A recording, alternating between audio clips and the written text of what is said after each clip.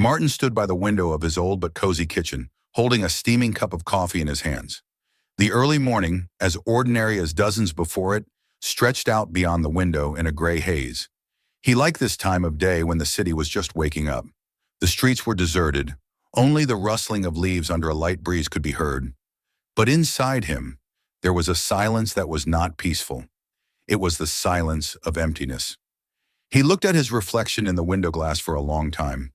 Black hair, heavily streaked with gray, wrinkles under his eyes reminded him of time that could not be stopped. But in his eyes there was still life. Deep inside him, something unyielding, rebellious was stirring. Old age is for those who give up, he thought, clenching his fists as if he could stand up to nature itself. Since he retired, the days had blended into a monotonous canvas. The house where he once lived with his wife now seemed too big and too quiet. After her death, time seemed to stop, but loneliness only grew, filling every corner of his life. Morning news, a couple of calls with his sister per month, and walks in the local park. All of this had long turned into empty routine. Sometimes, to keep from going crazy, he would order things from the internet just to hear the knock at the door and see someone. On the day when the courier from the delivery service first appeared on his doorstep, Martin didn't feel anything special.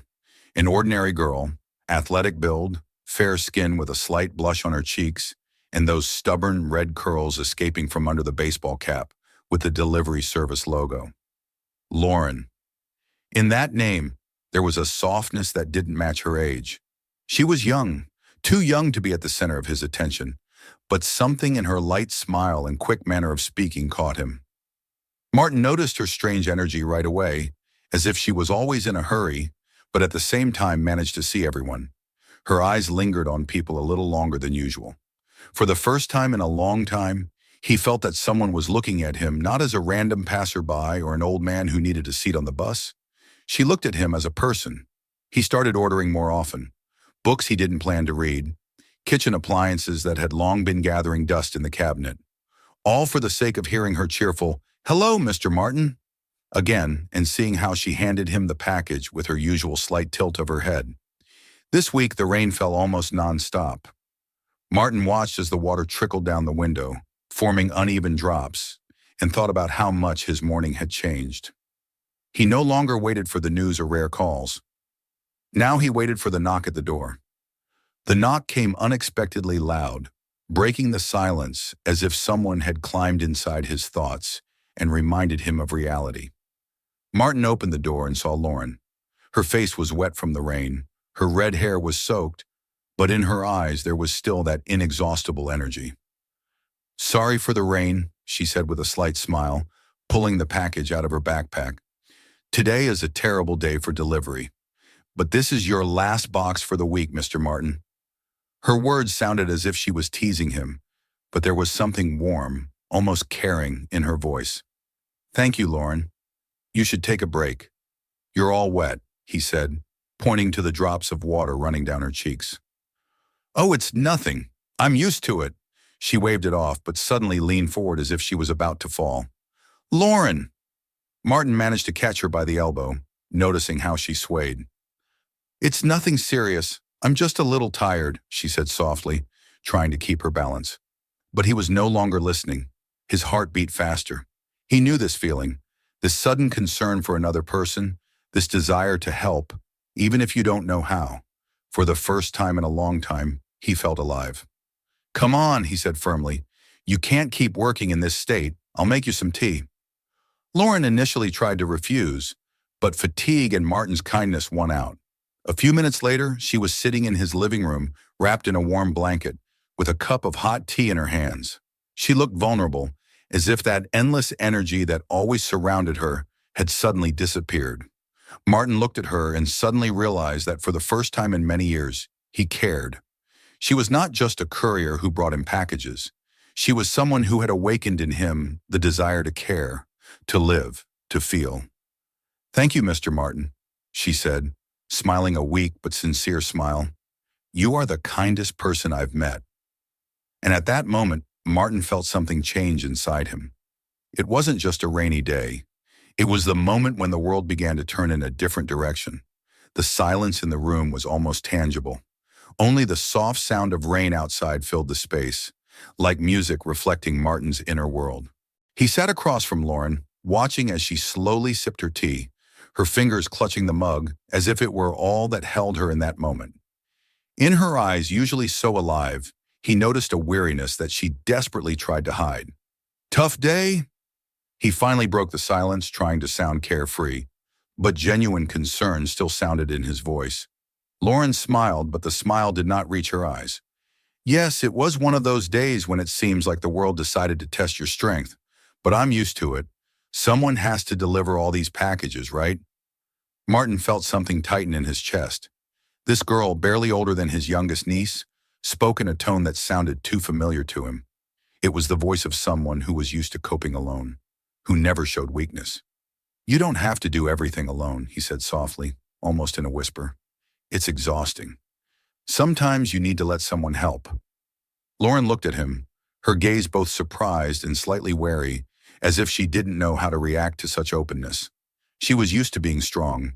Being weak was a luxury she had long denied herself. "And who will help?" Her voice sounded bitter. "Everyone just takes. There are few people in the world who are willing to give something just like that." These words, spoken in such a firm and bitter tone, struck Martin. They reflected what he himself had felt for so long, but was afraid to admit. He remembered the years when he, like her, tried to be strong, support others, while everything inside him crumbled.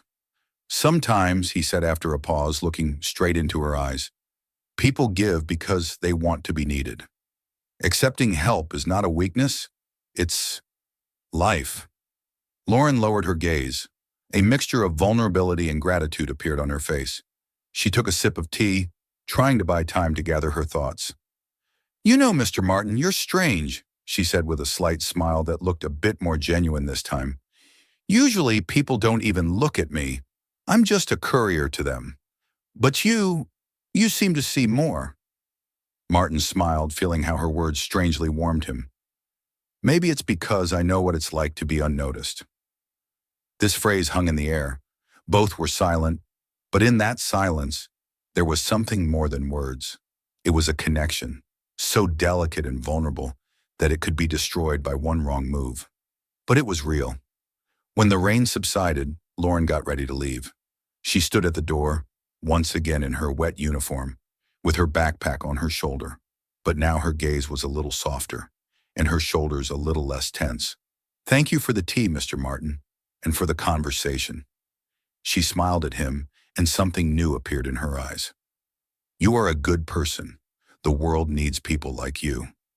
Martin nodded but said nothing. Words stuck in his throat. When the door closed behind her, he felt a strange feeling spread inside him, a mixture of joy and anxiety. Joy from being able to brighten her day a little, anxiety from how much she had affected him. He returned to his chair by the window, but now his gaze was no longer directed outward. He looked inward. Why did he want to protect her so much? Why did her tired gaze and words about a world that only takes touched him to the core? He ran his hands over his face, feeling his own emotions beginning to surface. He understood. Lauren was not just someone who had accidentally entered his life.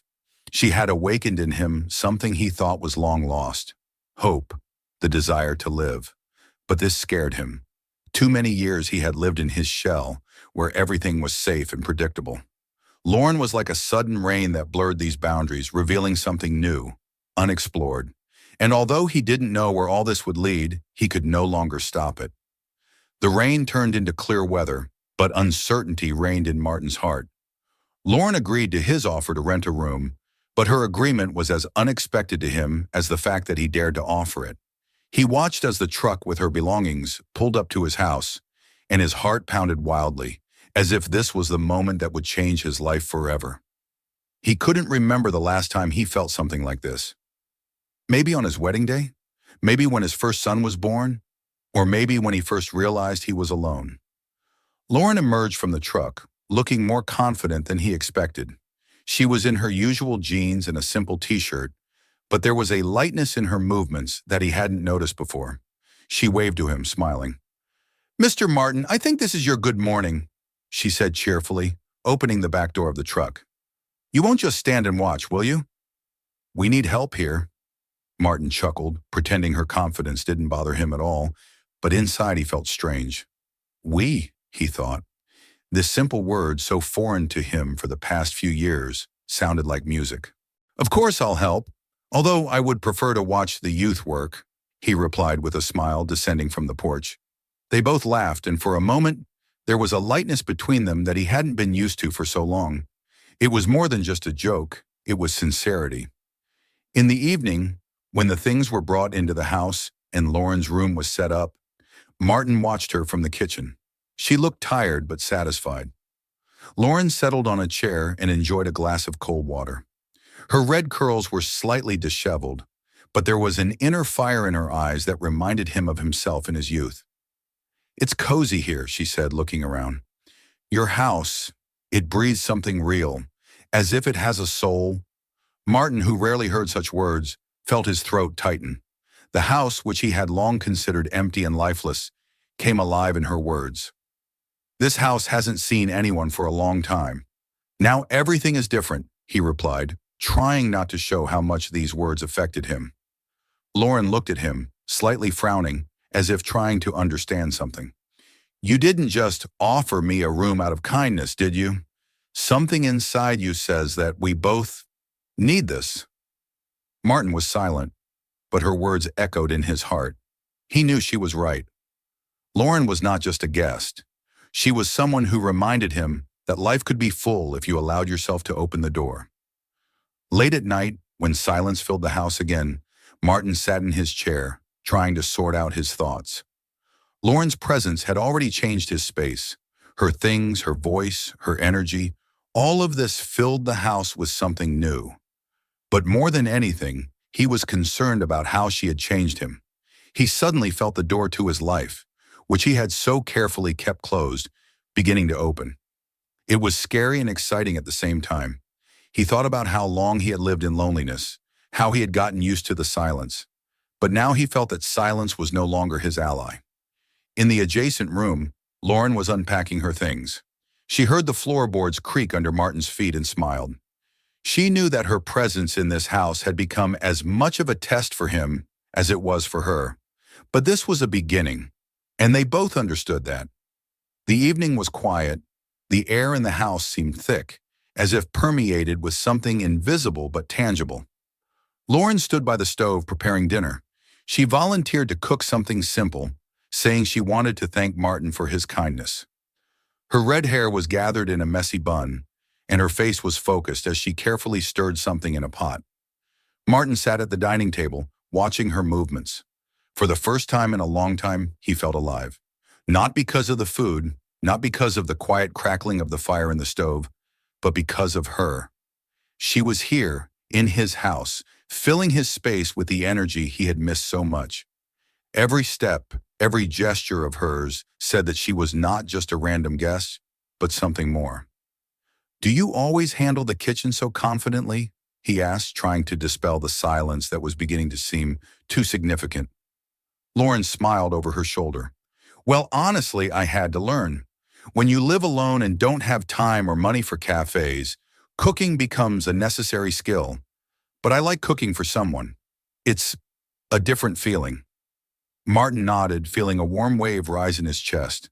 Her words touched something inside him, reminding him of the years when he and his late wife cooked together. But this feeling was different. It was not burdened with memories. It was something fresh, alive. When dinner was ready, they sat down at the table. The food was simple but delicious, and Martin couldn't help but notice how everything seemed different in her presence.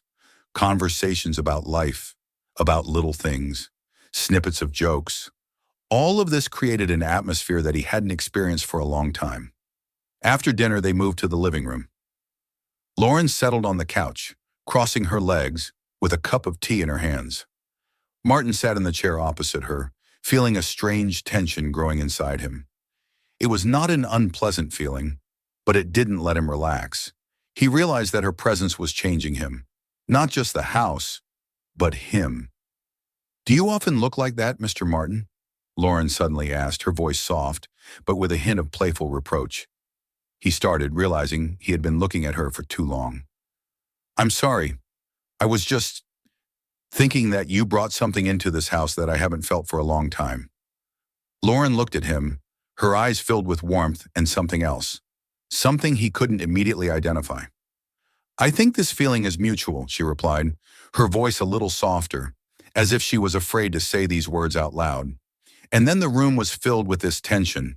It was almost physical, hanging in the air as if waiting for someone to break it. Lauren set aside her cup and leaned forward slightly, her elbows resting on her knees. Her gaze was focused on Martin. Why are you so kind to me? She asked, her voice trembling, but not from fear, from something deeper. Martin felt his heart begin to beat faster. He looked at her, trying to find the words, but instead, he simply stood up from his chair and moved closer.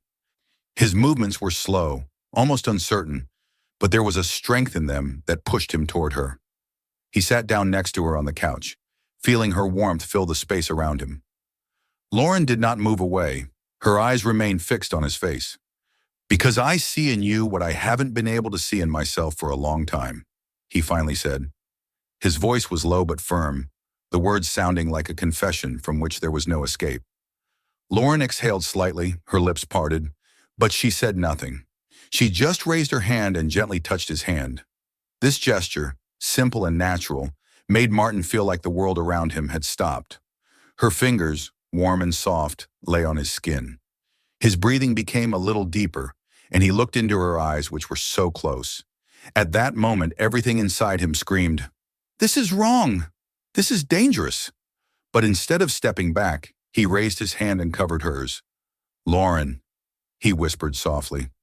"Don't say anything," she interrupted him, her voice just as soft. "Just be here." She leaned in slightly, and the next moment their lips met. It was a gentle, cautious kiss, but it seemed to explode everything around them. In this touch, there was everything. Years of loneliness, fear, hope, desire. Martin felt her hand slide across his cheek, her touch so light he could barely feel it. But it ignited a fire in him that he thought had long since gone out. His own fingers found her waist, and he pulled her a little closer. Her breathing became uneven as the kiss deepened. It was more than just physical attraction. It was a meeting of two souls who had found each other in a sea of loneliness. When they finally pulled away, both were breathing heavily, as if they had just run a marathon. Lauren looked at him, her eyes filled with a mixture of fear and happiness. "I don't know what this means," she said softly. Martin, still holding her by the waist, smiled slightly. "It means we can no longer ignore what we feel." She nodded but did not move away. She stayed close, her fingers still touching his hand. And at that moment, in the quiet room, lit only by the soft light of a lamp, they both understood. There was no turning back from this path. Morning came quietly, almost stealthily, as if the world understood that the night had changed everything. The sunlight softly broke through the curtains, casting golden reflections on the floor and walls. Martin woke up early, as always, but this time something inside him was different. He lay in bed, feeling a strange but pleasant calm. His thoughts returned to the night. Lauren's touch, her lips, her breath, all of it was real, alive, tangible. He got up carefully so as not to disturb the silence of the house. His feet silently slid across the wooden floor as he headed to the kitchen to make coffee. The movements were automatic, but the thoughts were chaotic. What does this mean? What now? These questions swirled in his head as he poured the dark liquid into cups. "Morning," Lauren's voice sounded unexpectedly. She stood in the doorway, her hair still slightly tousled, but there was a faint smile on her face. In her eyes, there was still that warmth that hadn't disappeared with the night. Martin looked up, feeling his heart beat faster again. "Good morning," he replied, handing her a cup of coffee. "Did you sleep well?" Lauren nodded, but there was a certain awkwardness in her gesture. She looked down at the cup she was holding, as if trying to find answers to the questions that were also swirling in her head. "This is all a bit unexpected," she admitted after a short pause. "I didn't plan for something like this to happen, but I don't regret it." Her words were simple but sincere. Martin felt the tension he had been carrying since morning beginning to ease. "I don't regret it either," he said, trying to make his voice sound firm. "Maybe it's unexpected, but I can't deny what I feel. You awakened something in me that I thought was long dead." Lauren looked at him, her eyes filled with warmth.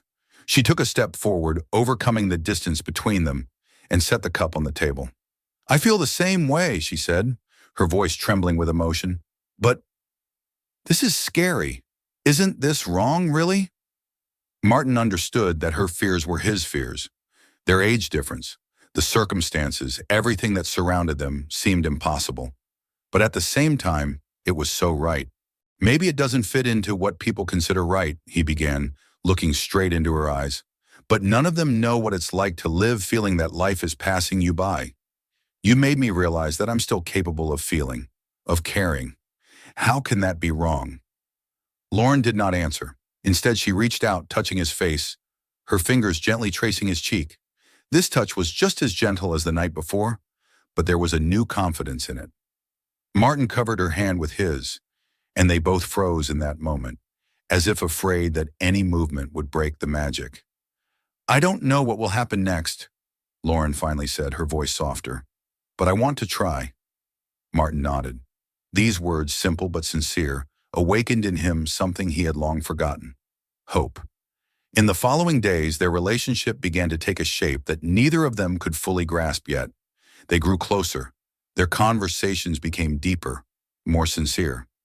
Lauren talked about her life, about how she lost her parents early and had to grow up too fast, about how she got used to hiding her fears behind a smile, but now she felt she could be real. Martin, in turn, shared his memories, the pain of losing his wife, the feeling of loneliness that had become his constant companion. Their confessions were like threads that wove into a single fabric of their new reality. One evening, as they sat on the porch watching the sunset, Lauren turned to him. "I'm still scared," she said. "What will people say if they find out? What will we say to ourselves if this all ends?" Martin looked at her, his gaze calm but firm. "Maybe people will talk. Maybe this will end someday. But if we don't try, we'll never know what we could have found. Sometimes you have to take a risk to understand what life is worth."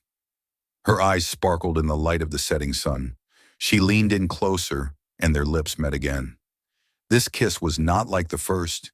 It was filled with confidence, determination, and a promise. A promise that, despite all fears and doubts, they would fight for what they had found in each other. And at that moment, they both understood that they had begun a new chapter of their lives, full of risk, fear, but also hope. The house was immersed in silence, but it was not the frightening silence of loneliness that Martin had gotten used to over the past years, but a warm, almost tender silence. The silence filled with presence. Lauren's things, which had once seemed foreign to him, now looked like a natural part of this house. A small makeup brush on the dresser, her sneakers by the entrance, the scent of her shampoo that faintly lingered in the air. All of this had become a reminder that he was no longer alone. But today was a special morning. This could be felt even in the way the sun broke through the windows, drawing soft golden lines on the floor. Lauren sat at the kitchen table, spreading a map on the light brown wooden surface. Her hair was still slightly damp from the shower, loose strands falling on her face, but she looked focused. Next to her was a cup of coffee that she kept forgetting to sip. "Are you sure this is a good idea?" Martin asked, leaning against the doorframe. There was a mixture of doubt and excitement in his voice. Lauren looked up, and a slight smile appeared on her face. She looked as if every new day for her was a chance, not just another page on the calendar. "No, I'm not sure," she admitted. "But doesn't that make it even better? We've both spent too much time asking ourselves this question. What if? It's time to act." Martin took a step forward and sat down across from her, his fingers touching the edge of the map. She had marked several points, circling cities on the West Coast with a marker: Los Angeles, San Diego, Santa Barbara. He knew that for her, this was more than just a trip. It was a symbol, a step beyond the boundaries of their old lives. "Are we just going to up and leave? Without a plan, without insurance in case everything goes wrong?" His voice sounded calm, but emotions were raging inside him. Lauren covered his hand with hers, her fingers gently squeezing his. "Sometimes you have to leave the plans. Everything we need is already here," she said, looking straight into his eyes. "I don't want to put off life anymore. Do you?" These words touched something deep inside him. His entire existence, his whole life before this meeting, had been about planning, caution, attempts to avoid pain. But now he realized that safety does not bring happiness. It just protects from risk, but also deprives one of the chance for something real. The next morning, they stood by the trunk of his old pickup truck. A couple of suitcases, Lauren's backpack, and a thermos of coffee were their only companions on this journey. Martin took one last look at the house. The house that he once considered his prison now seemed freed from the ghosts of the past. Its walls no longer held him captive. "Are you ready?" Lauren asked, smiling at him over her shoulder. "More than ever," he replied, getting behind the wheel. They drove down the highway, the wind ruffling her hair and soft music playing in the background. Martin looked ahead, but occasionally glanced at Lauren. She looked so alive, so full of hope that he couldn't help but smile. "Have you ever thought about how roads change people?" she suddenly asked, looking into the distance. "As if the farther you go, the more you leave behind." Martin pondered. These words were surprisingly accurate. The road did change them. It not only distanced them from the past, but also led them to something new, something they couldn't yet understand but were ready to accept. "Maybe it's not the roads that change people," he replied. "Maybe people just decide to change while they're driving." Her smile grew wider. She turned to him, and their eyes met. In that gaze was everything: gratitude, trust, love. They stopped at the beach in Santa Barbara when the sun was already setting. The waves gently lapped at the sand, leaving a whisper of water behind. Lauren sat on a blanket, her legs buried in the warm sand. Martin approached her with 2 cups of coffee they had bought at a roadside cafe. "It's beautiful here," she said, looking at the ocean, as if the whole world has stopped. "It's not the world," he said, sitting down next to her. "It's us who have stopped. The world is always moving." She smiled and leaned against him, her head resting on his shoulder. This was so natural that he felt a warm feeling spread through him. They were silent, but in that silence, there was more than words could express. "Thank you," she suddenly whispered. "For what?" he asked, although he knew the answer. "For taking a risk, for believing, for being here." Martin hugged her, looking at the setting sun. This moment was not an ending. It was a beginning of something bigger than their past, than their fears. It was a beginning of the life they had chosen together. And at that moment, they both knew they had made the right choice.